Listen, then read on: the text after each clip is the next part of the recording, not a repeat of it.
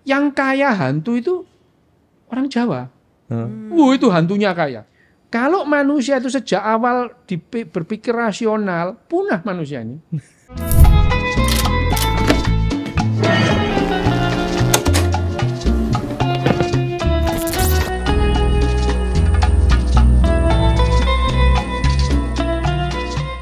Mas Ryu Hasan, selamat datang di Malaka Project, Mas. Namanya bagus kan ya, nama media? Oh, ya, namanya bagus. Saya dari kemarin itu saya mikir, ini Kania ngundang mau apa lagi ya gitu. Makanya saya tadi nanya itu ini namanya apa? Malaka. Oh ya, itu si Tan Malaka itu ya. Iya. Tan Malaka ya. Dia adalah extraordinary person. Ya, extraordinary person. Yes. Ya karena extraordinary ya banyak musuhnya gitu. Iya. Nah, dalam bukunya Tan Malaka yang berjudul Madilog, Mas, di situ ada konsep di situ, namanya logika mistika.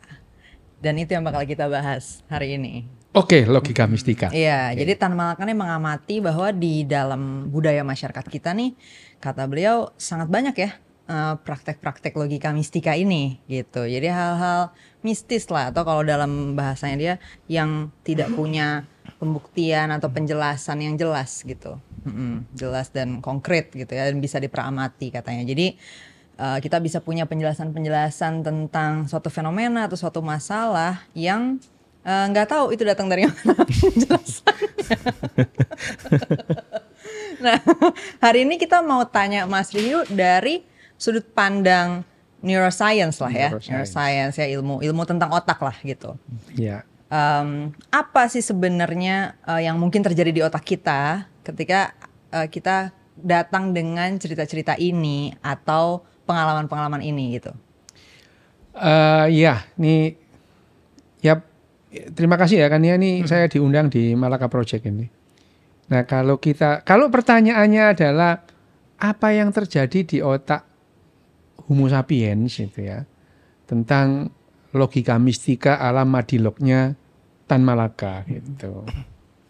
Sayangnya Tan Malaka itu tidak belajar neuroscience gitu ya.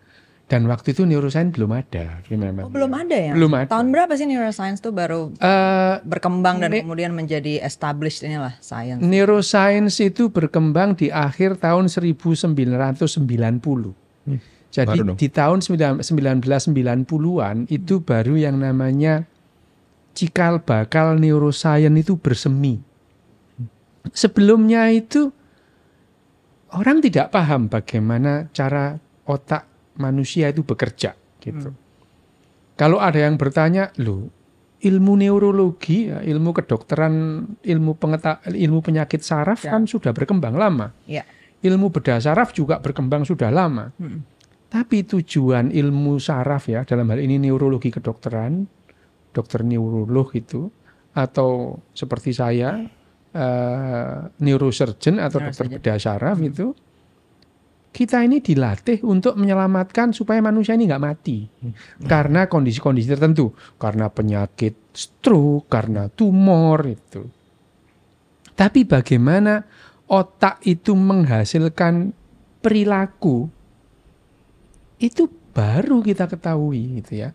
Bahkan setelah ada yang namanya komputer, setelah ada yang namanya artificial intelligence yang dikembangkan oleh Alan Turing,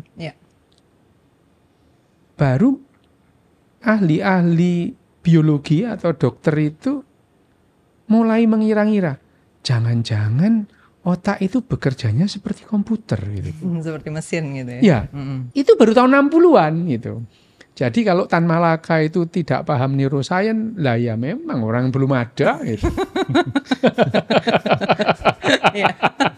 Nah, tapi kalau pertanyaannya, kalau kemudian pertanyaannya apa yang terjadi pada otak manusia, Homo sapiens dalam hal ini, pada saat kita itu berperilaku percaya pada hal-hal yang tidak masuk akal gitu.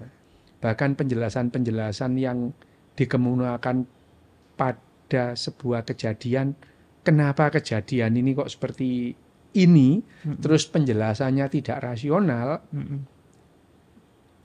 itu hal yang lumrah. Ya, hal yang lumrah karena bisa dibilang bahwa yang namanya dalam kurun waktu, kalau peradaban manusia itu 12.000 tahun.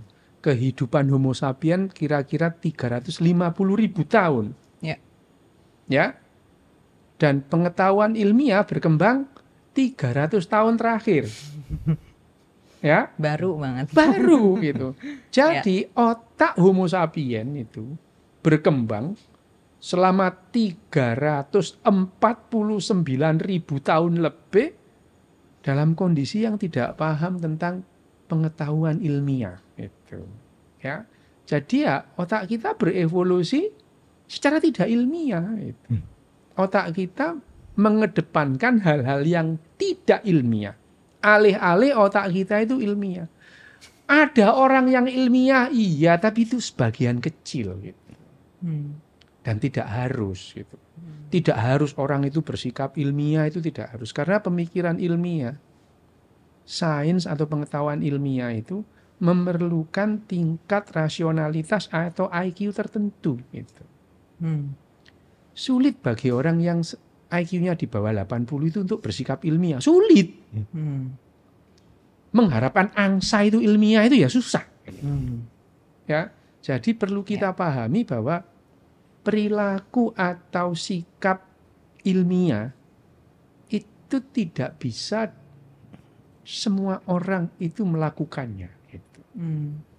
Dalam hal ini, kritikan Tan Malaka terhadap perilaku masyarakatnya dia yang tidak rasional itu adalah dikarenakan ketidaktahuan Tan Malaka bahwa yang namanya sikap ilmiah itu memerlukan kecerdasan, tingkat kecerdasan kognitif tertentu. Gitu. Bahwa yang disampaikan oleh Tan Malaka dalam Madilog itu luar biasa, gitu ya. Luar biasa lah itu. Saya sendiri baca Madilog itu SMP kelas 3 gitu. Itu saya bilang, ini ada orang Indonesia kayak gini loh ya. Orang Hindia Belanda, sorry ya itu. Itu masih Hindia Belanda. Di Indonesia dia. Itu ya benar-benar. Meninggalnya aja 43 ya, dia begini, udah meninggal. Orang Hindia Belanda keren kayak gini ya. Jadi saya SMP itu membaca bukunya Tan Malaka itu secara sembunyi-sembunyi gitu ya. Secara sembunyi-sembunyi itu dalam Orde Baru itu bukunya Tan Malaka itu haram dibaca itu. Saya membaca waktu itu kelas 3 SMP. Ada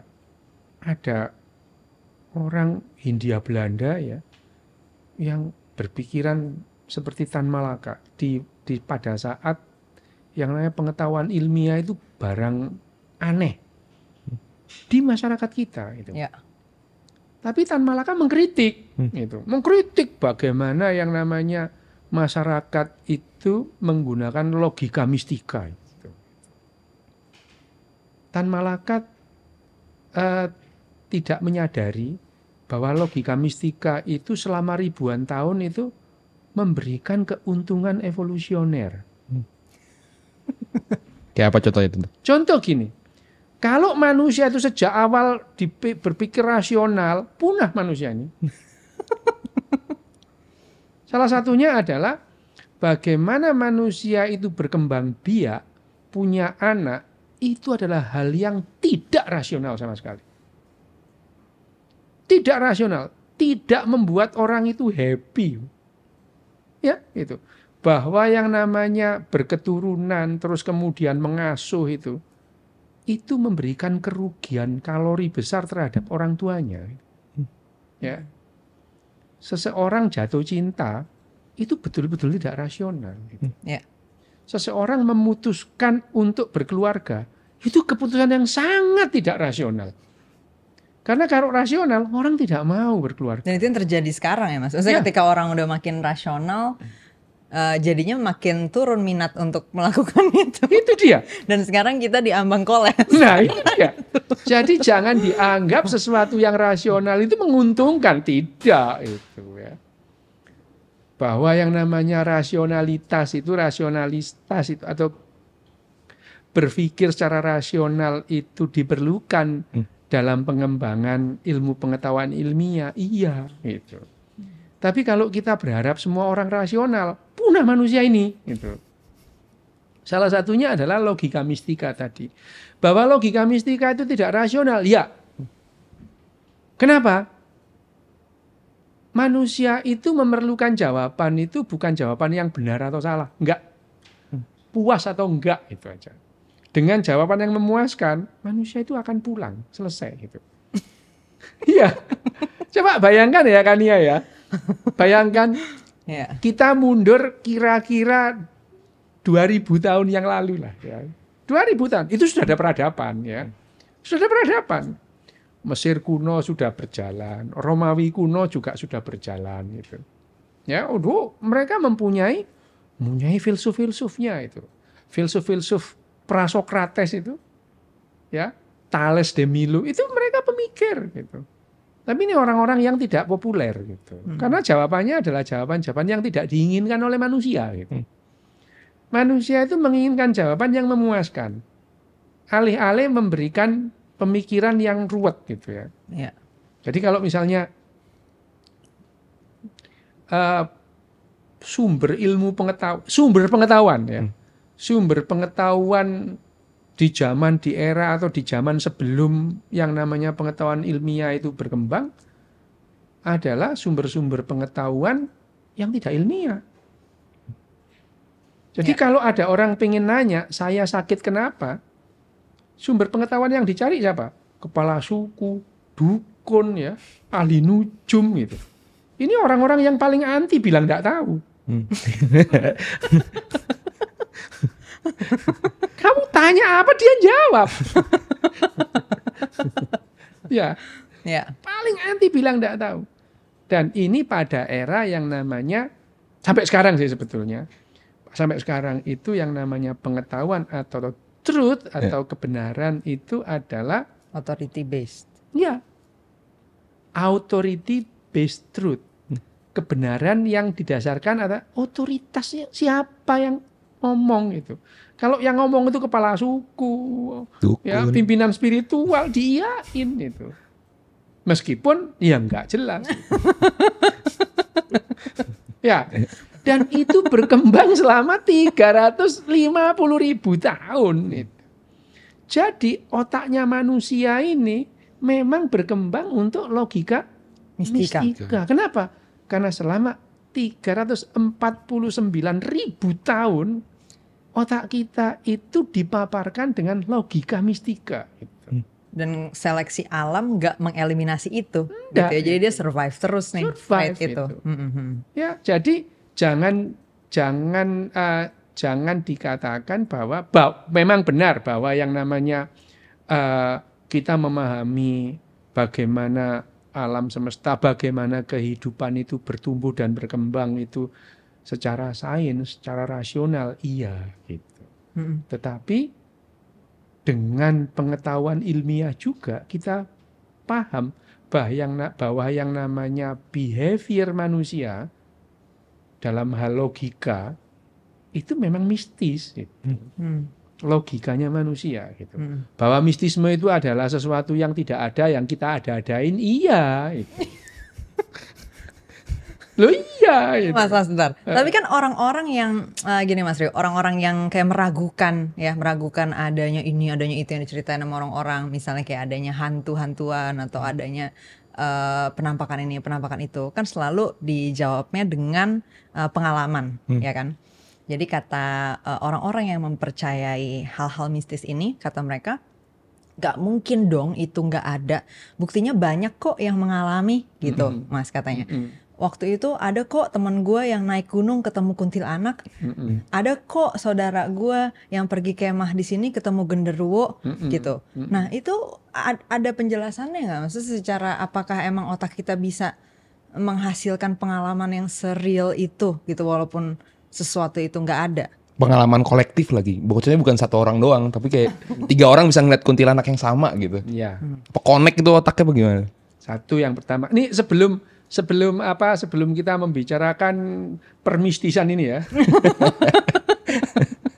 Sebelum Oke. kita berbicara permistisan ini, Oke. nih mumpung saya ingat, ada buku yang bagus yang ditulis oleh Bruce Hood ya, Bruce Hood yang berjudul Super Sense. Ya. Kenapa kita mempercayai hal-hal yang tidak bisa dipercaya gitu ya itu ya. Kenapa kita itu believe terhadap sesuatu yang unbelievable gitu ya. Ada itu bukunya. Unbelievable, tapi believe. Bukunya itu Super Sense. Ya. Tulisan Bruce Hood. Seingat saya itu juga sudah diterjemahkan dalam bahasa Indonesia. Seingat saya ya. Nah, coba nanti dicoba. Nah, kalau penjelasannya seperti itu ya gampang lah menjelaskannya. Ngomong soal kuntilanak, tahun 60-an belum ada hantu yang namanya kuntilanak itu. Oh iya Mas. Beneran nih. Beneran. Gitu. Itu muncul pertama kali di mana? Tahun tuh yang namanya pocongan itu pocong itu hantu baru, hantu tahun 70. Gitu ya. Nenek kalian yang yang lahir tahun 50 tahun nggak kenal pocongan. Ya. Kalau kita berbicara tentang hantu itu banyak orang yang miskin hantu gitu ya. Kalau orang Inggris ketemu hantu, nggak mungkin ketemu pocongan, nggak kenal otaknya. Ya, paling yang kalau dia mimpi ketemu hantu atau ketemu hantu yang ditemui werewolf gitu ya, terus kemudian vampir gitu ya. Saudara-saudara kita yang ada di Sumatera Utara itu. Hantunya hantu panjang, beku ganjang itu panjang gitu. Nggak mungkin hantunya bule gitu, jarang ya. Itu. Dracula nggak ada di situ. Nggak kenal gitu, yang tahu beku ganjang. Saudara-saudara kita yang di Bali kenalnya Lea gitu ya. Yang kaya hantu itu orang Jawa. Itu hantunya kaya. Gendruwo, peri, prayangan, tetean, banaspati, memediosus, wewe, gowel, ilu-ilu, engklek-engklek, balung tanda, banyak itu. Banyak itu. Dan makin lama makin banyak itu. Makin banyak. Tahun 70-an ada hantu baru namanya Suster Gepeng. Itu baru. Oh, kejepit. Apa gimana? Itu Jawa tuh. Di Surabaya. Oh, Surabaya. Di Surabaya ada kejadian Kejepit. perawat kejepit lift. Oh. Muncullah hantu Suster Gepeng. Hantu baru gitu ya. Tahun 2000-an muncul Suster Ngesot. Ngesot. Nah, itu ya. Jadi hantu itu makin lama makin banyak, makin kaya kita itu. Tapi ada juga yang miskin hantu ya tadi. Miskin, hantunya Suku miskin. maupun bangsa dia Ada miskin itu, hantu. ada miskin gitu. Nah, dari sini ada kita bisa kalau kita agak waras dikit otak kita bahwa hantu itu ya konstruksi budaya. Setelah ada film pocong tahun 70, orang lihat pocongan semua gitu. Ada suatu zaman orang nggak kenal pocongan gitu ya. Ada suatu zaman orang nggak kenal kuntilanak itu ada gitu. Nah, ada film kuntilanak tahun 73 itu setelah itu orang melihat kuntilanak semua gitu. Nah, apa yang kita lihat itu, apa yang kita lihat pada saat kita melihat hantu itu adalah informasi yang pernah kita terima. Jadi halusinasi kita tidak pernah sesuatu yang abstrak. Halusinasi. Halusinasi itu apa? Halusinasi itu kita merasa mengindra tanpa ada rangsangan yang masuk dalam reseptor indera kita gitu. Ya gitu. Kita mempunyai sedikitnya 9 indera. Indera penglihatan mata itu ya. Sensor untuk penglihatan. Indera pendengaran telinga. Ini sensor untuk pendengaran. Indera penciuman adalah hidung. Kita mendapatkan bau melalui sensor yang ada di hidung. Terus indera perabaan ada di kulit. Kita bisa merasakan tekstur gitu ya. Terus kemudian ada lagi indera perasaan pengecapan ada di lidah ya, di lidah. Ada indera lain, ada indera terhadap panas. Kamu ada panas ya? Apa yang merasakan panas apa? Tulang kita kalau panas kena gitu ya. Mata kita ya panas itu. Jadi sensor untuk panas itu ada di semua tubuh kita kecuali di kuku, rambut dan otak kita. Itu tidak bisa. Otak itu kalau dipanasi dia nggak kerasa gitu.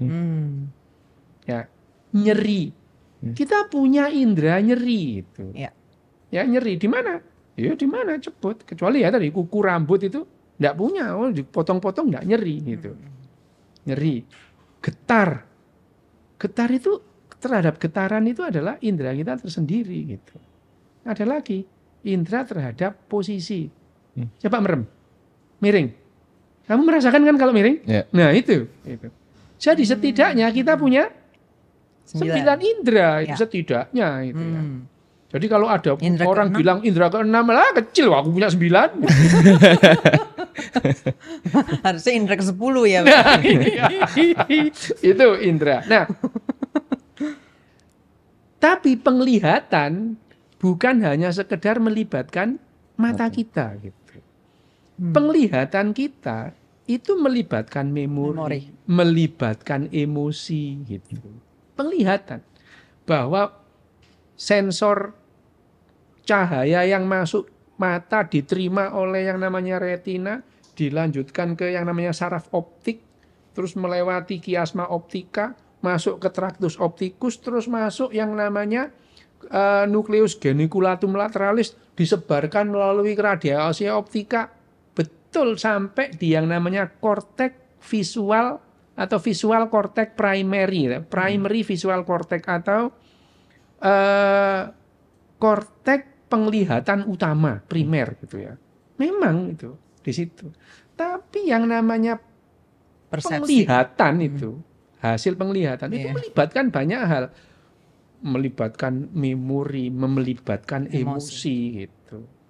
Jadi kalau Kania itu melihat hantu, itu hantu yang dikenal gitu. Tidak pernah itu hantu yang dikenal. Jadi yang namanya halusinasi itu adalah tentang hal-hal yang dikenal. Apakah halusinasi itu hanya penglihatan? Tidak. Halusinasi pendengaran, halusinasi penciuman, halusinasi perasaan ada. Bahkan halusinasi nyeri itu juga bisa ada. Gitu. Ya itu halusinasi. Jadi halusinasi itu pusat proses yang namanya pengindra itu bekerja tanpa ada rangsangan. Pernah nggak halusinasi? Pernah lah. Pernah mimpi? Itu halusinasi. Merem, kita merasa melihat. Oh, bekerja. Jadi pada saat kita mimpi melihat itu proses penglihatan di otak kita itu bekerja tanpa ada rangsangan. Itu. Dan mimpimu selalu berhubungan dengan memorimu. Yang sudah ada. Tidak pernah kamu melihat sesuatu yang tidak pernah kamu lihat. Gitu. Loh, saya tidak pernah ketemu orang, tapi kan orang gitu. Hidungnya ya gini gitu. Iya, iya. Ya. Konsep orangnya Konsepnya udah ada di orang memori. Sudah ada, konsep hantunya juga sudah ada. Gitu. Ya, gitu. Mengenai tadi itu, pengalaman kolektif itu kan kesimpulanmu. Enggak ceritanya Mas, cerita orang-orang ya Mas. Udah kamu pisahkan, ngomong satu-satu kan tuh konfrontasi beda gitu. Oh iya belum pernah dilakuin. Saya melihat pada saat itu pisahkan. Pengalamanmu apa? Beda jadinya gitu. Ya. Kita itu cenderung ada dalam yang namanya echo chamber manusia. Ini sebelum ada sosial media pun ya Mas. Kan katanya kan sekarang echo chamber tuh karena sosial media nih Mas. Karena algoritma sosial media. Enggak ya? Dan echo chamber itu bayangin kamu duduk di api unggun pada zaman pemburu pengumpul. Ya, pada saat pemburu pengumpul. Di situ kamu merasakan ikatan kelompok yang kuat. Memberikan afirmasi, memberikan edifikasi, memberikan dukungan kepada teman yang berbicara, itu mengikat kelompok lebih kuat. Gitu. Ya? Aku kemarin dengar ada serigala ngomong-ngomong sama harimau. Mereka mau menyerang kita. Oh iya, aku juga lihat. Lah. Bonding Gitu. Makin kuat. Nah, gitu. Bonding. Ya, gitu. Hanya Homo sapien yang bisa begini. Berarti selain Homo sapien tuh nggak bisa halusinasi gitu? Halusinasi. Kayak kucing halu gitu, punya pikirannya sendiri ya, bisa nggak?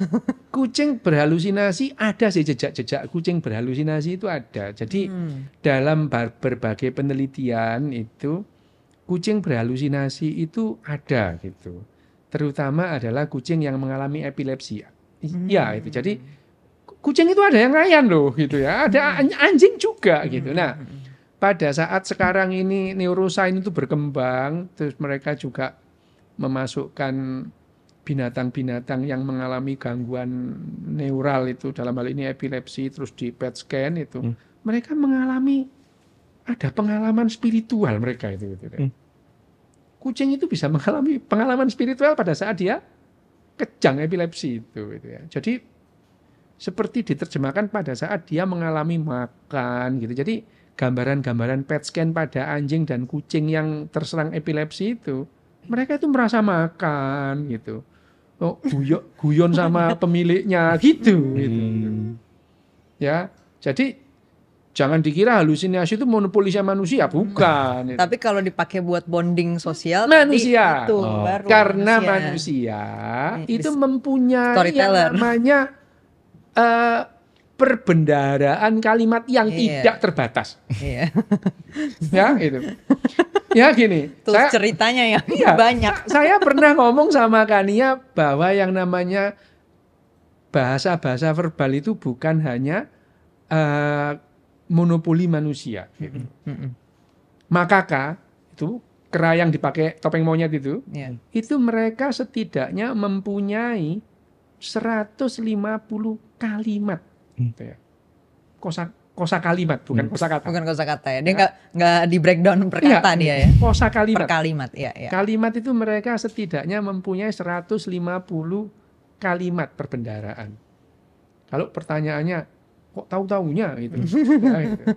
Ya ini memang saintis itu memang gila ya itu. Dia merekam bunyi-bunyi yang dikeluarkan oleh makaka ini ya, monyet makaka ini ya. Bunyi-bunyi ini. Nah, ternyata bunyi-bunyian ini berbeda-beda dan artinya pun berbeda-beda gitu. Misalkan ada satu bunyi-bunyian yang dilontarkan itu, pada saat dilontarkan semua makaka itu melihat atas. Gitu. Artinya apa? Awas ada elang, gitu ya. Itu. Awas ada harimau, makaka itu langsung mendadak semua naik ke pohon itu. Artinya mereka mempunyai perbendaharaan kalimat. Verbal ya. Dia punya verbal tuh. Cilakanya, bukan cilakanya sih. Ya. Bedanya. Mungkin ini juga keberuntungannya. Fortunately ya. Ini kita ngomong fortunately. Bahasa verbal ini cenderung untuk disampaikan, menyatakan yang tidak sesungguhnya itu. Jadi bahasa verbal itu cenderung untuk berbohong memang. Gitu. Jadi ketika dia perbendaharaan verbalnya lebih sedikit kemungkinan bohongnya. Ada kebohongan ya. Iya gitu. Makaka ini awalnya mungkin tidak sengaja, tapi pengalaman berbohongnya itu memberikan keuntungan. Misalkan makaka teriak-teriak, ada harimau, makaka lain kan naik, terus makanannya diambil sama dia. Culas. Ya, loh, korup. Ini memberikan keuntungan bahwa menyampaikan yang sesungguhnya itu bisa memberikan benefit. Gitu. Menyampaikan yang tidak sesungguhnya. Yang menyampaikan yang tidak sesungguhnya, menyampaikan yang tidak sesungguhnya itu bisa memberikan benefit itu. Nah, kalau makaka itu hanya bisa bilang awas ada elang, awas ada harimau. Lah manusia ini itu perbendaharaannya tidak terbatas. Makanya kemarin kamu tak kasih tahu ya, ada harimau ngomong-ngomongan sama serigala. Mereka udah mau menyerang desa kita nih, kayak gitu. Hanya manusia Homo sapien yang bisa begini. Gitu. Ya? Dan ini memberikan keuntungan evolusioner, membuat yang namanya bonding dan membuat kelompok ini hati-hati gara-gara sesuatu yang tidak benar ini gitu. Ada kewaspadaan. Ada kewaspadaan. Jadi menyampaikan yang tidak sesungguhnya itu bisa memberikan manfaat yang sangat besar untuk ikatan kelompok. Dan yang sudah tidak bisa dibantah bahwa yang namanya manusia itu memerlukan untuk menyampaikan tidak sesungguhnya dalam hal bekerja sama adalah yang disebut manner atau tata krama. Tata krama itu pada dasarnya kita menyampaikan yang tidak sesungguhnya. Kalian boleh saling benci tapi nggak boleh ngomong. Begitu kalian ngomong, kalian nggak bisa kerja sama. Sekretaris boleh benci sama bosnya tapi nggak boleh ngomong. Selamat pagi Pak. Dalam hati mati aja Pak. Ya, tapi nggak boleh ngomong. Ya. Atau sebaliknya, bos boleh benci sama bawahan, tapi nggak boleh ngomong. Begitu ngomong saling benci, kita tidak bisa Kooperasi lagi bekerja sama. kerjasamanya yang Itu yang terganggu. namanya bagaimana menyampaikan yang tidak sesungguhnya itu memberikan benefit yang luar biasa dalam ikatan kelompok Homo sapien ini, gitu ya. Berarti kalau cerita kolektif halu tadi tuh bisa jadi datang dari insting untuk mengafirmasi aja ya, terlepas dari itu benar atau enggak gitu ya. Iya. Tapi orangnya sendiri bisa nggak sih Mas tanpa sadar melakukan itu, maksudnya subconscious atau jadi bukan dia secara sengaja mau bohong atau mengarang cerita gitu. Maksudnya dia sendiri bisa jadi nggak tahu kalau itu sebenarnya nggak realitas gitu. Tapi ada semacam insting dalam subconsciousnya dia yang membuat dia refleksnya langsung mengafirmasi gitu. Kata-kata atau kalimat yang seringkali membingungkan itu subconscious itu. Oh iya, apa ya? Bukan subconscious Ya, itu. betul ya. Di bawah sadar. Di bawah sadar itu batasnya Alam bawah sadar itu sadar di mana? katanya. Loh, ya itu ya. Ini sebetulnya Susah ya Mas. kalimat ini buat adalah kita. kalimat filosofis ya, Filosofis ya? bukan kalimat Bukan empiris. ilmiah. Bukan Iya, ilmiah iya, atau empiris. Di bawah sadar. Di bawah sadar itu letaknya sadar di mana? Itu ya gitu. Iya, ya, iya. gitu. Mungkin insting atau apa gitu Mas yang Ya, bukan secara bukan secara rasional dipikirin. kecenderungan kita untuk mengafirmasi teman kita. Gitu. Ada berarti ya itu ya. Teman itu. Tapi kalau musuhmu, kamu akan Cenderung cenderung kontra membantah. justru. Gitu. Atau nggak gini dok, ada nggak sih penelitiannya kalau kan tadi dokter bilang orang Jawa itu paling banyak cerita hantunya.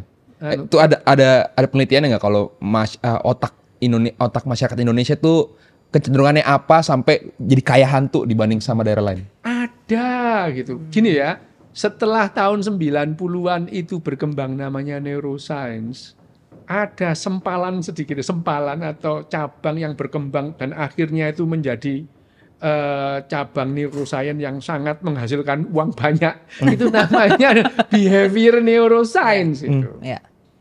Behavior neuroscience itu akhirnya berkembang pada yang namanya neuropolitik, ada yang berkembang neuromarketing. Ini karena mempelajari bagaimana behavior manusia gitu ya. Nah, ternyata behavior manusia itu tidak mengedepankan hal-hal yang rasional gitu. Bahkan kemudian pelopor-pelopor neuroscientist seperti Antonio Damasio atau Richard Davidson itu justru mengatakan bahwa yang namanya kita itu sehari-hari itu didrive oleh emosi instead of atau alih-alih rasional gitu. Ya. Nah, tapi yang dikatakan kecerdasan emosional itu adalah jangan sampai yang namanya rasional kita itu terlalu banyak dibajak oleh emosi gitu. Bahwa setiap saat dalam kehidupan kita itu emosi kita itu membajak rasionalitas kita supaya kamu merasa nyaman dalam hidup ini gitu. Psychologically comfortable. Ya, itu adalah pembajakan emosi terhadap rasional. Tapi kalau terlalu sering, kalian tidak bisa membedakan mana yang objektif, mana yang subjektif. Nah, karena manusia itu mengembangkan hokus pokus tadi itu, omong kosong tadi itu. Oh, bagus juga ya sebutan omong kosong dalam bahasa Latin nih. Hokus pokus tadi itu ya. Kita itu mengembangkan hal itu, menghasilkan realita kita yang ketiga gitu. Intersubjektif reality gitu. Realita itu. Jadi jangan dibilang bahwa ini bukan realita. Seperti Indonesia. Itu objektif atau subjektif? Intersubjektif itu. Indonesia ini pernah nggak ada, kita ada-adain jadi ada gitu. Ya. Tetapi kalau kita ini ilusi atau halusinasi? Bukan, ini realita itu. Intersubjektif reality ini yang gampang sekali membuat kita salah menangkap sebagai sesuatu yang objektif itu. Ya. Selama kita bisa memahami bahwa ini adalah intersubjective reality, fine, bagus. Tetapi pada saat kita menganggap ini hal yang objektif, nah itu yang jadi Masalah. pitfall. Pitfall. Nah, pitfall. Kita memahami Indonesia ini sebagai realita intersubjektif untuk mengikat kelompok kita. Bagus. Ya. Tapi bayangin kalau sampai kamu bilang Indonesia harus kita yakini akan ada selama-lamanya. Kamu gila deh. Dulu pernah nggak ada, suatu saat nggak ada juga nggak apa-apa. Hidup-hidup aja. Loh, kalau kamu hidup di tahun 70-80-an ada yang namanya penataran P4 itu, bahwa yang namanya Pancasila itu kekal. Lili gimana ya gitu. Baru ada.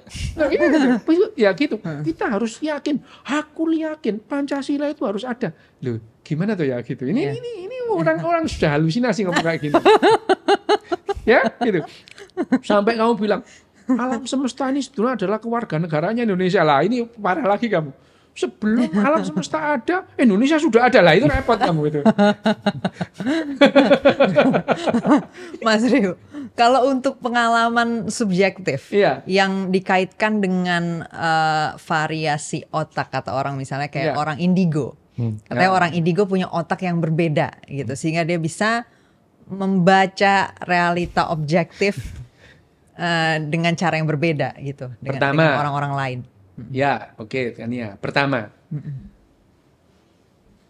kita tahu nggak istilah indigo itu dari apa? Gitu. Aku nggak tahu. Nah, Jelas oke. dong. Jadi ada seorang yang namanya, pernah nggak yang namanya metode Kirlian? Yang foto itu ya. Nah, ini Mbak Biangnya itu ya ini itu. Itu dulu sempat rame juga dok. Nah itu. Jadi orang di foto aura. Jadi kok auranya ini, wah ntar cocok that's it. ini. Nah, itu. That's it. Itu sebetulnya di awal abad ke-20 itu ada orang yang berbicara mengenai the color of life. Ya, itu. Bahwa kehidupan ini punya warna gitu. Nah, di pertengahan abad itu ada seorang, ya bisa dibilang praktisi fisika, menemukan metode tadi, fotografi sebetulnya. Menangkap fotonya tiap orang gitu. Disebutlah aura tadi gitu ya. Jadi metode Kirlian itu berkembang pada tahun 70-80-an itu kalau ada yang namanya pameran supranatural, entah itu di Amerika, di Australia, itu penuh orang begitu itu. Gitu, semua datang minta difoto tangannya gitu. Nah, kejadiannya ini, aku belum pernah, Mas. Kejadiannya ini terjadi pada tahun 83. Seorang ibu yang gelisah pengen tahu anaknya ini auranya apa gitu. Anaknya ini autisme ringan lah ya, Savant syndrome gitu itu ya. Nah, anak ini pada saat difoto auranya itu ungu, indigo. Spesial nih deh. Oh, itu dari warna itu. Ini loh ya itu. Pada saat orang tidak bisa menjelaskan apa yang terjadi dengan teori atau teknik metode Kirlian ini gitu. Dan cilakanya itu. Ini unfortunately nih. Unfortunately itu ada 4 anak autis ya, autis ringan yang kok yang dilalah gitu loh. Warnanya itu indigo semua 4 orang gitu. Spesial nih semua 4 ini. Nah, usut punya usut, sebetulnya yang ditangkap oleh metode fotografi Kirlian itu adalah uap air yang dihasilkan oleh tubuh kita. Makin pekat uap airnya, itu akan bergeser ke arah ungu. Makin cair, bergeser ke arah merah. Gitu. Berarti kalau saya banyak minum, berarti ntar berubah dong? Iya, aku sudah membuktikan. Aku sengaja puasa ya, mulai pagi, datanglah ke itu. Ungu, gitu. Wah, indigo nih. Ya indigo. Wah, aku minum banyak, lah merah. Jadi bukan hanya manusia, Daun pun punya aura selama daun itu mengeluarkan uap air. Berarti ada daun indigo. Ada daun indigo kalau daunnya kekeringan. Nah, Sayangnya daun nggak punya kosakata, Nah. Mas. Jadi nggak bisa bikin fokus-fokus. misalnya harus fokus. Nah, anak indigo ini kemudian muncullah istilah anak indigo. Anak-anak Savant syndrome tadi 4 orang yang kebetulan aja gitu. Tapi Savant syndrome nih ada kayak ability tertentu nggak yang datang dengan itu? Maksudnya apakah dia jadi bisa Lihat masa sesuatu depan. yang membuat jadinya inilah anak indigo gitu loh, Tembus dengan dinding. kemampuan yang lebih dari orang-orang normal. Saya ini selalu jengkel kalau dibilang anak Savant itu punya kelebihan. Jengkel saya ini. Karena saya Savant syndrome gitu ya. Oh, iya. Saya banyak Savant syndrome yang saya punya itu banyak gitu. Tapi instead of atau alih-alih itu adalah keuntungan, itu kerugian. Jadi anak-anak dengan Savant syndrome itu anak-anak dengan handicap berat. Hmm. Berat itu. Misalnya ya, ini jam berapa gitu. Ada Savant tertentu yang nggak usah lihat jam. Nggak usah lihat jam, dia udah lihat itu. Ini jam 3 kurang 4 menit, itu nggak usah lihat gitu. Tapi loh, apa manfaatnya anak bisa begini, alergi itu murah gitu. Tapi itu datangnya dari mana, Mas? Maksudnya kemampuan seperti ini? Tubuh kita itu punya clock. Oke. Pernah bangun pagi? Pernah. Itu Jarang. sama persis dengan kemarin. Tapi pernah, ya. Bangunmu itu cenderung sama dengan bangunmu kemarin. Oh. Body clock. Iya, iya, Ya, iya. gitu. Ada yang namanya body clock itu ada. Hmm. Otak kita mengabaikan itu. Tapi ada anak Savant syndrome yang detail itu gitu. Seperti saya ini begitu membuka halaman buku, yang pertama cantum adalah jumlah kata dalam buku ini berapa. Loh, apa manfaatnya? Ya. Tapi sudah otomatis. Sudah otomatis sejak kecil begitu membuka halaman ini 92 kata gitu ya itu. Itu tidak ada manfaatnya itu. Ya. Ada orang kagum, lu manfaatnya apa? Gitu. Ya, manfaatnya itu apa? Apal kitab suci, lu manfaatnya apa gitu? Lu wong kalau kamu soal kitab suci apal, itu kaset lebih apal daripada manusia. Iya sih. Daripada kamu bawa saya kan lebih baik kamu beli kaset. Nggak salah sih. Daripada bawa Mas Rio kemana-mana. Ada hal-hal yang jauh lebih efektif dilakukan itu. Ya. Ya, meskipun anak itu bisa 45 kali 93 berapa? Bisa itu. Tapi kalau kamu mau mendaftarkan kasirnya Indomaret, nggak pakai ditanya itu. Kamu harus bisa mengoperasikan kalkulator itu. Jadi itu bukan kelebihan. Kalau yang bisa di-tag apa kayak temperatur misalnya nih orang demam nih gitu, tanpa harus megang Nah atau kan apa lebih itu juga. lebih enak kamu beli termometer. Tapi itu bener ya, maksudnya bisa ada Iya, kemampuan ada, seperti itu ya. Ada. Jadi Kalau inderanya di tinggi. Mas Rio sendiri selain yang ngitung kata gitu ada Ya, yang saya lain-lain tahu ini juga? orang ini demam apa enggak? Tahu. Bisa kayak gitu ya, Mas? Heeh. Tapi pernah dibilang anak ajaib atau Loh, apa gitu kan Mas waktu? gimana sih orang aduh kecil itu dianggap dukun itu. Jangan dia. Gampang dibully jadinya. Tapi ya untungnya aku ini anaknya aku ini lahir berdarah biru. Jadi orang nggak mau berani bully aku. Tapi Tapi mengeksploitasi. antri nggak masyarakat untuk disembuhin? Oke, kayak Ponari zaman dulu gitu. Udah, ampun lah gitu. Aku ini ya kalau main bola, aku yang megang bola, yang lain nggak berani. Lah apa asiknya ya gitu itu. Yang lain nggak berani Kan ngerebut itu. bola. Kalau perlu kipernya pura-pura nggak bisa nangkap gitu. Tapi kira-kira orang-orang yang punya autisme gitu tuh bersolidaritas nggak sih? Enggak.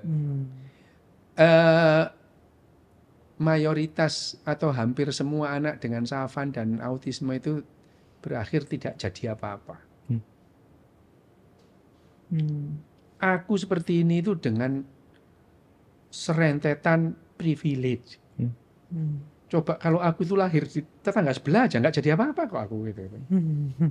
Ya, itu. Jadi anak-anak seperti ini itu cenderung untuk berakhir tidak jadi apa-apa. Misalnya ada anak yang dianggap bisa ngobatin gitu. Iya.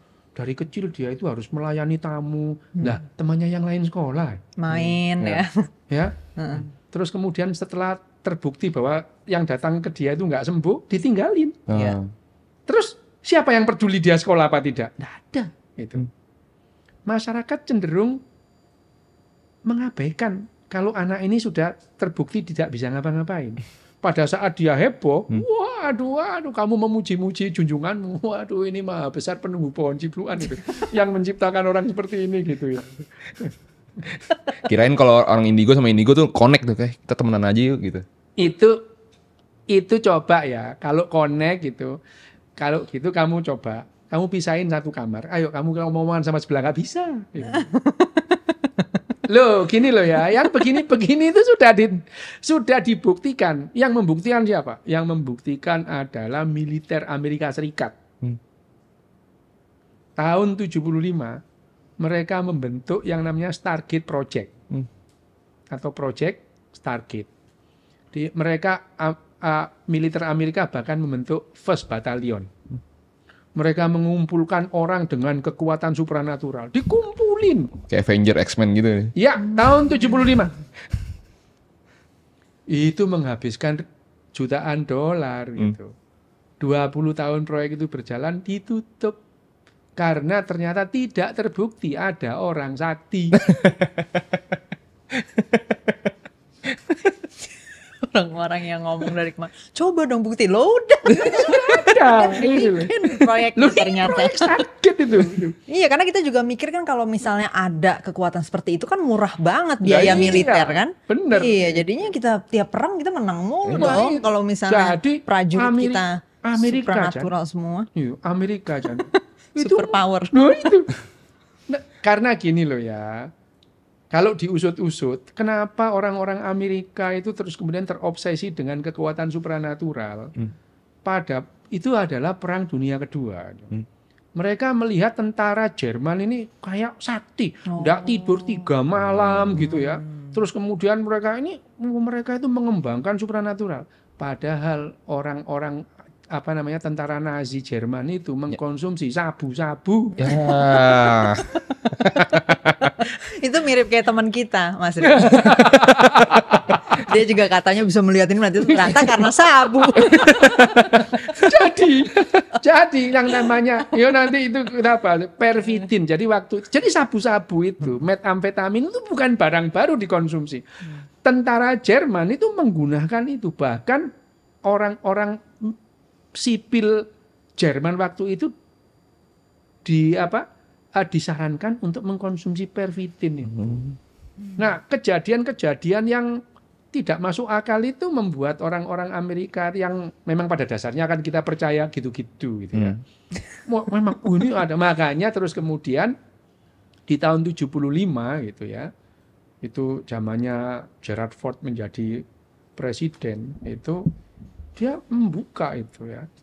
Dilanjutkan lagi Ronald Reagan itu bukan Ronald Reagan itu sangat percaya dengan yang namanya supranatural. Bahkan istrinya Ronald Reagan itu, Nancy Reagan itu, mengumpulkan dukun itu di mana?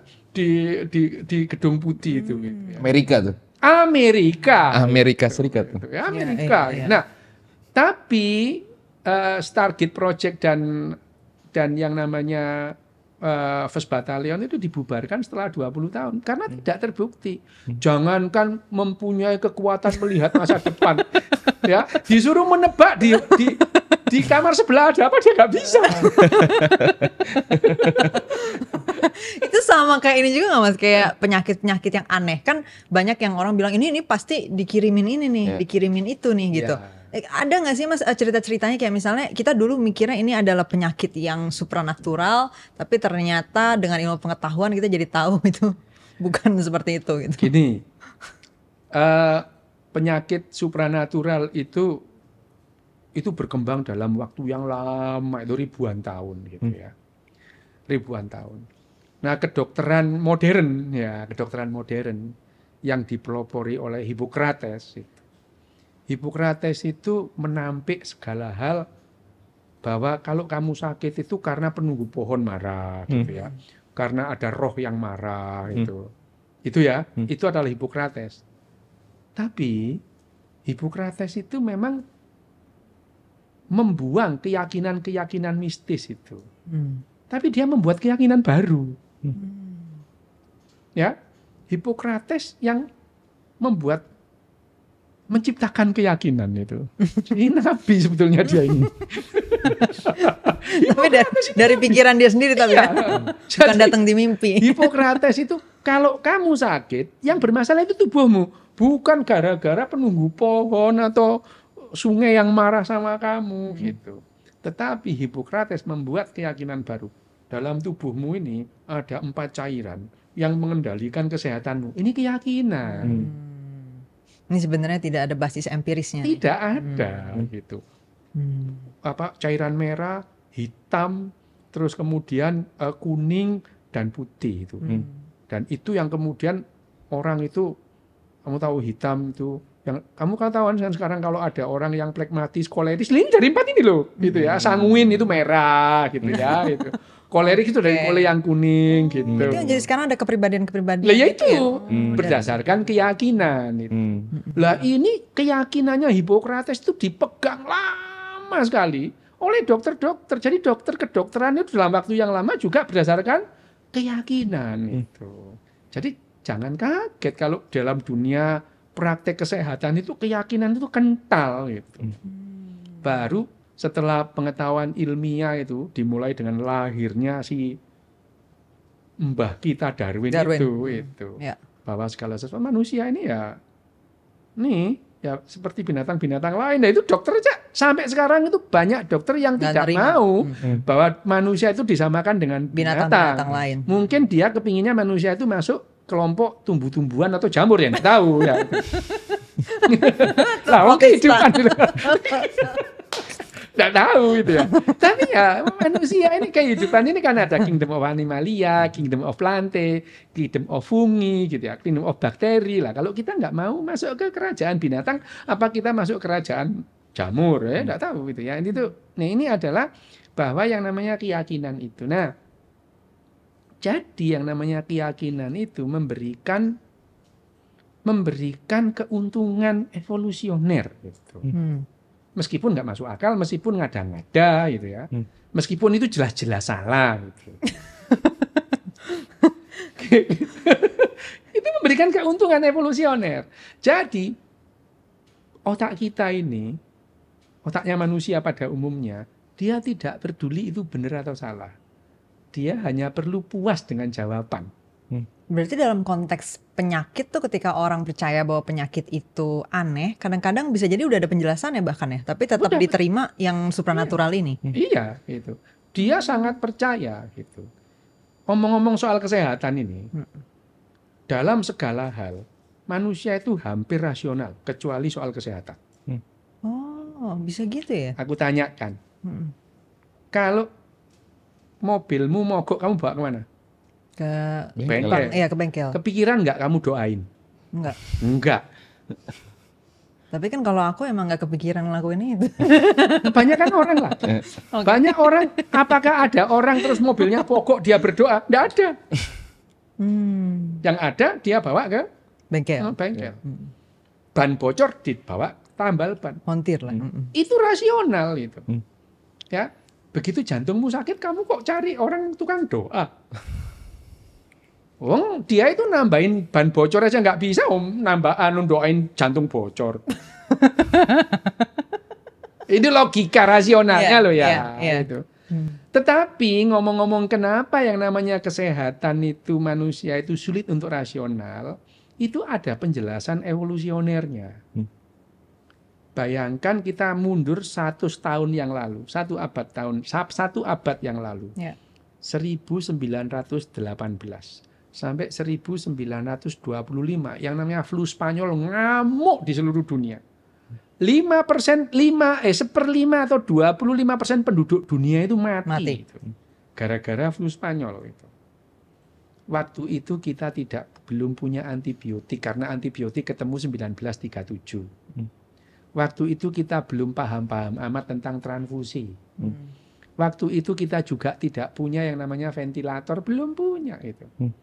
Jadi flu Spanyol itu pagi sakit, sore mati, sore sakit, pagi mati gitu. 1/5 penduduk dunia mati. Gitu. Penduduk dunia baru mencapai 1 miliar. Jadi kira-kira yang mati itu adalah 200 juta lebih. Seluruh dunia. Ya itu. Bayangin aja gitu. Tanpa adanya pikiran tidak rasional Iya. tadi kita kehilangan hope. Iya, itu ya. Penduduk dunia waktu itu belum sampai 1 miliar gitu. Mati semua itu. Bayangin aja. Nah, pada saat itu dunia kedokteran, ilmu kedokteran sudah bisa menjelaskan banyak hal terjadi. Kenapa orang jantungnya gagal, kenapa orang kalau segini terus kemudian mati. Tahu, tapi obat belum ketemu. Ya, orang tahu bahwa tipes itu kumannya Salmonella typhosa, tapi obat untuk membunuh Salmonella itu belum ada. Gitu. Jadi pada saat 100 tahun yang lalu itu flu Spanyol itu mengamuk, orang datang ke dokter sama ke pendeta, hasilnya sama. Karena emang belum ada obat. Ya, bedanya apa? Lebih nyaman. Nah, kalau ke dokternya tahu. Wah, ini sudah ronkinya penuh lah, mas. Sebentar lagi mati lah. Dikasih tahu keluarganya, Bu, bapak ini sebentar lagi nggak tahan, dia meninggal. Ya, tapi kalau datang ke pendeta, mari kita berdoa. Semoga Tuhan memberikan pengampunan, kita diberikan keselamatan. Harapan ada. Enak mana? Imunnya naik. Yang ada harapan. Sama-sama Enak. matinya. Ya, lebih kenyaman ya. Nah, psikologis. itu. Sama matinya itu. Tidak akan lah flu Spanyol kamu doain terus flu-nya sebentar ya aku pergi. Ya enggak itu. Ya. Jadi sekali lagi bahwa ini memberikan keuntungan evolusi. Dan 100 tahun itu baru 3 generasi yang lalu. Otakmu masih sama dengan kakek buyutmu itu loh. Jadi sampai sekarang dalam hal rasionalitas meninggalkan kesehatan itu tidak rasional. Penjelasannya gampang gitu. Karena ya itu memberikan kenyamanan tadi. Kenyamanan psikologis tadi ya. Ya, bahwa yang namanya kesehatan itu kita tahulah. Tubuhmu ini disusun oleh bahan-bahan alam yang bekerja sesuai hukum alam. Ya. Tidak ada takayul dalam tubuhmu. Ya, natrium dalam tubuhmu yang turun tidak akan mendadak kalau didoain nggak ada, kecuali tambah kalium, tambah natrium naik itu. Nah, dok, kalau penjelasannya kalau orang kesurupan itu tubuh saya tuh kenapa tuh? Kalau kesurupan, nular lagi. Itu ya, kesurupan itu bukan hal yang baru. Sejak aku itu kuliah tahun 80, itu di PPDGJ, bagaimana kita mendiagnosa orang gangguan mental itu sudah ada. Ya, namanya dissociative trans disorder gitu ya. Ya, DTD, dissociative trans disorder. Manusia ini trans itu memberikan keuntungan biologi bagi kita. Trans itu. Contohnya apa? Orang sembahyang itu trans loh. Kamu mencoba antara sadar dan tidak, gitu ya. Jadi trans itu sudah merupakan aktivitas kita sehari-hari untuk melupakan hal-hal yang tidak enak gitu. Tidak semua trans itu merupakan disorder. Trans yang tidak disorder apa? Kamu tahu debus? Kamu tahu kuda lumping? Ya. Loh, mereka itu bukannya hilang benar-benar loh. Dia itu antara sadar dan tidak. Gitu. Meningkatkan kepercayaan diri mereka dalam pertunjukan. Itu bagus. Jadi pertunjukan kuda lumping itu trans. Disorder tidak. Karena tidak memberikan gangguan. Kalau kesurupan itu memberikan gangguan itu. Wah, anak-anak di kelas ada temanmu kesurupan, terganggulah kelasmu. Gitu. Dia sendiri yang namanya kesurupan, dissociative trans disorder itu, dia mengalami gangguan itu. Gangguan, dia tidak nyaman, sakit, kemudian dia. Tapi yang namanya dissociative trans disorder itu memberikan yang namanya keuntungan. Individual itu memberikan. Satu, yang disebut primary gain. Ada. Orang habis kesurupan mesti tidur. Coba temanmu kesurupan itu, habis itu tidur dia. Relax, otaknya relax. Itu yang namanya primary gain itu. Keuntungan langsung yang didapat. Ada secondary gain. Apa? Kamu dapat perhatian. Jadi sebetulnya ini caper aja lah. Jadi kesurupan itu caper. Loh, coba temanmu yang kesurupan di kelas, di sekolahan itu. Hampir pasti dia bukan diva sekolahan, bukan dia itu pelajar teladan atau juara kelas yang dia mendapatkan perhatian penuh setiap hari gitu. Mereka ini adalah kaum marginal itu. Makanya jarang-jarang juga kesurupan lagi sendirian tuh kesurupan Nah, jarang ya. tidak pernah ada orang kesurupan sendirian di kamar, nggak ada. Gitu. Mesti dilihat orang. Ya, jadi ini bukan penjelasan baru. Ini sejak tahun 70-60 sudah dijelaskan. Kalian aja yang nggak baca. Tapi yang katanya tiba-tiba bisa ngomong dalam bahasa yang dia nggak tahu itu gimana, Mas? Itu adalah bahasa yang pernah dia dengar. Nggak abstrak. Ya. Balik lagi yang tadi ya, selalu ada di dalam memorinya memori. dulu nih. Itu yang namanya hyper recalling gitu. Gini loh Tan, segala sesuatu yang pernah kamu alami itu direkam oleh otakmu. Yang jadi persoalan adalah recalling. Recalling. Otakmu itu merekam semua bahasa yang pernah kamu dengar. Ya.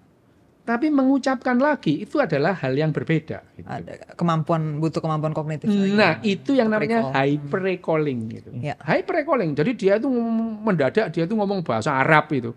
Padahal nggak bisa. Mereka kan dengar bahasa Arab tiap hari itu, masjid itu kan bahasa Arab gitu.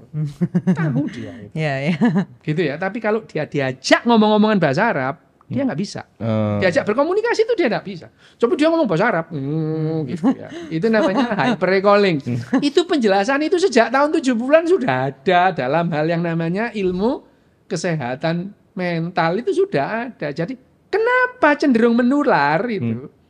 Karena mereka itu ya itu tadi enak ya diperhatikan. Gitu. Menular. Tapi kayak gini tuh ada kecenderungan genetiknya nggak sih? Maksudnya ada variasi gitu. Misalnya ada orang yang akan lebih cenderung bisa kesurupan, halusinasi dan lain sebagainya dan enggak gitu ya? Kecenderungan iya. Tapi kecenderungan lebih ke genetik. Iya, kecenderungan genetik. Genetik iya gitu. Iya ya. Tapi ngomong-ngomong soal kesurupan itu, entah orang Jepang kamu cari ke tempat wingit gak bakal kesurupan, dia nggak kenal. Tiba-tiba ngomong bahasa Indonesia gitu nggak? Bukan. Bahasa Jawa. Yang namanya kesurupan ini adalah gangguan mental yang berhubungan dengan sosiokultural. Harus ada konteks budayanya. Budaya. Itu yang udah terkonstruk di dalam. Banyak latah memorinya. itu juga gangguan mental yang berhubungan dengan sosiokultural. Dulu banget gitu ya, tahun 70-an 80, yang latah itu hanya orang Jawa. Orang Jawa. Jadi latah itu orang Jawa itu. Ada triasnya, trias latah itu. Ekolalia, ekopraksia, koprolalia itu. Ya, itu. Jadi ekolalia itu dia ngikuti orang ngomong itu. Copot gitu ya. Ngikuti ekolalia. Ekopraksia mengikuti gerakan orang. Jadi kalau orang naik turun dia ikut. Ada lagi yang koprolalia, ngomongnya jorok-jorok. Ini trias latah. Disampaikan oleh ahli dokter kejiwaan terkenal ya waktu itu yang namanya pengajar di Surabaya gitu, Profesor Maramis itu yang mengatakan itu ya itu di mana-mana nggak ada, hanya di Jawa gitu. Tapi sekarang semua itu artis-artis itu latah semua itu meskipun bukan orang Jawa karena itu memberikan benefit loh. Iya, saya pernah ngundang podcast Po Ati itu diobatin nggak mau dia, orang itu sumber pencariannya itu. Loh di podcast saya itu di Inside Our Brain itu saya bilang Po Ati itu pernah dia itu umroh terus kemudian diberitahu Po Ati kalau kepingin latahnya hilang nanti di sana berdoa. Oh ya nggak mau, ini penghasilan itu. Itu Po Ati unik lah Po Ati. Nah, tapi ini adalah penjelasan. Jadi sebetulnya penjelasan ilmiah itu sudah berlimpah. Penjelasan ilmiah terhadap sesuatu yang dianggap fenomena itu sudah berlimpah. Jadi sebetulnya itu bukan fenomena lagi. Yang namanya fenomena itu ada kejadian yang kita tidak bisa menjelaskan mekanismenya. Lah itu fenomena. Tapi kalau mekanisme sudah ketahuan, namanya bukan fenomena lagi, namanya jadi pengetahuan gitu. Latah itu bukan fenomena. Kesurupan itu bukan fenomena. Gitu. Kita sudah paham. Hanya penjelasan ilmiah seringkali tidak memuaskan gitu. Oke, Mas Ryu, kita cukup dulu kayak di episode ini. Tapi ini tentunya kurang ya sebenarnya. Jadi kayak kita harus undang lagi nanti nih. Boleh. Lainnya. Makasih banyak Mas Ryu udah mampir ke Malaka Project. Buat teman-teman yang udah nonton silakan di like, share videonya dan jangan lupa subscribe juga. Sampai ketemu di podcast lainnya. Thank you Mas Ryu. Sama-sama. Oke.